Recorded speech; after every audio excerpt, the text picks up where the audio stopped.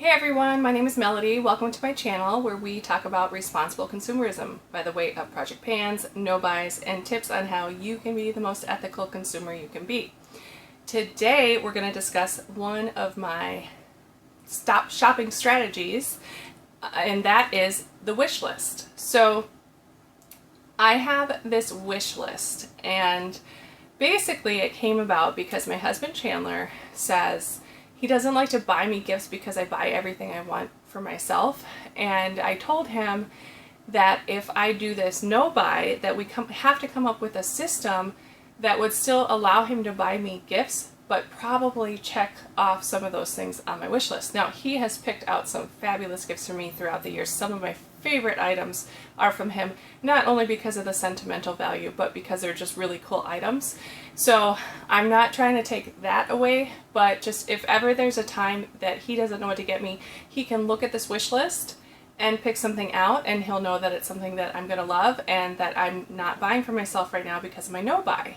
And in addition to that, just knowing that there's a possibility that I will get some of the items checked off my wish list helps me to not want to buy those things for myself. So I will go over a few of those items with you, and maybe I will, I don't know, like I was gonna say have the entire list scrolling on the screen or something like that, which I could do, but the list is not a static document. It is constantly updating because I'm constantly finding new things that I want. So I'll put some more things on the screen that I don't mention here, but just know that probably it's never going to be complete, that's for sure. And then it's never going to be completely updated on this video because it's always going to be changing. Okay, so the first thing I already mentioned in another video, in my hall pass video, I talked about anything with my name on it being a hall pass for me to be allowed to buy it, but I don't have the budget for a Coach purse right now.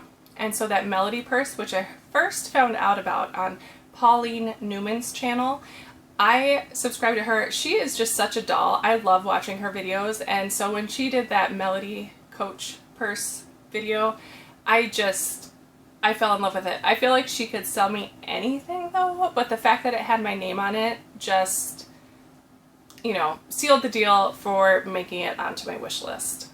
I've wanted a Dooney and Burke purse for years. Like, that is the brand that, you know how everybody has their brand that they really want or really like or really have, if that's your thing, and Dooney and Burke is my brand. So there's a few different types of Dooney and Burke purses that I want, and I love to go to I Love Dooney and look at their outlet purses, and someday I will own one. Right at the end of 2020 I was about to buy one, but I knew I was going to be doing this wish list, and I really just wanted to keep it on there and show a little bit of discipline and restraint from buying everything that I want for myself. So it remains on my wish list, and hopefully someday I will get to check it off of that. Another item is a small round travel jewelry case. I know it sounds so specific, but I got this, so for my birthday last year, my dad gave me a gift card, and I got this from Macy's as a travel jewelry case, and I love it. It's fantastic. It's beautiful. I use it just as a jewelry case, and if I go traveling for a long amount of time, this is definitely a very good travel jewelry case to have. It has lots of different compartments and whatnot. However, if I go traveling for a short amount of time, I'm not going to bring this much jewelry with me, and I almost purchased one from a FabFitFun add-on sale,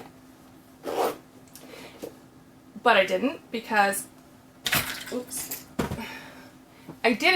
was a Lily Pulitzer jewelry case, so the price was pretty steep for what it was, and it's about this big, and if I can find a picture, I'll put it up there. But I found a similar thing on Etsy, and so that made it on my wish list, and I really hope to own that someday. Another item that was also in my haul pass video was a Bernardo packable coat.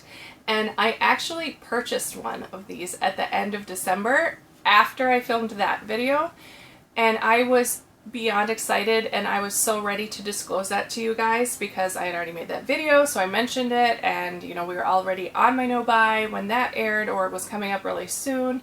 And so one of my rules for my no buy is that I have to disclose purchases to you guys, and so I was all ready to make that disclosure once it arrived, and I was super thrilled. It was a gorgeous coat, and it matched the scarf and hat that I own already. And yeah, it just seemed like the perfect coat.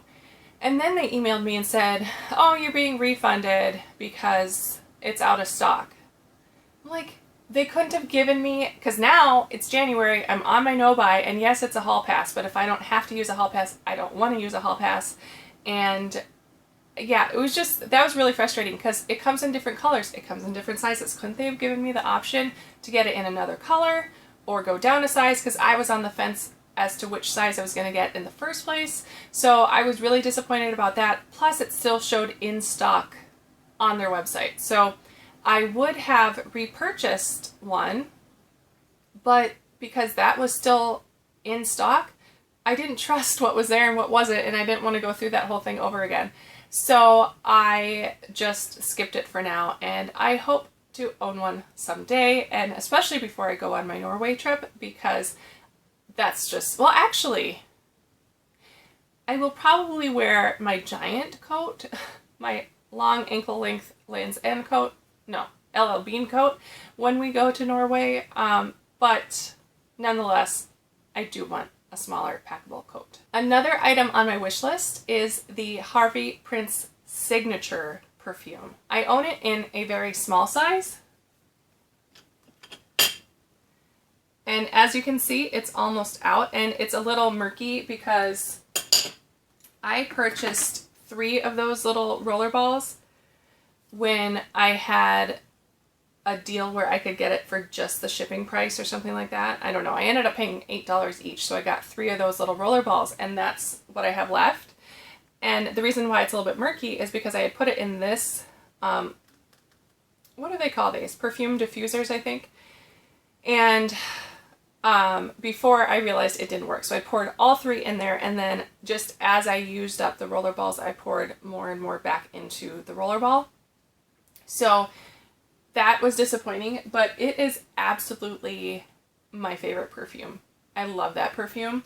It has a little bit of a bite to it, if you know what I mean. I don't know how else to describe it, but it's very floral, has a little bit of a bite to it, and they are all, you know, they meet all of my standards of shopping in terms of cruelty-free and ethics.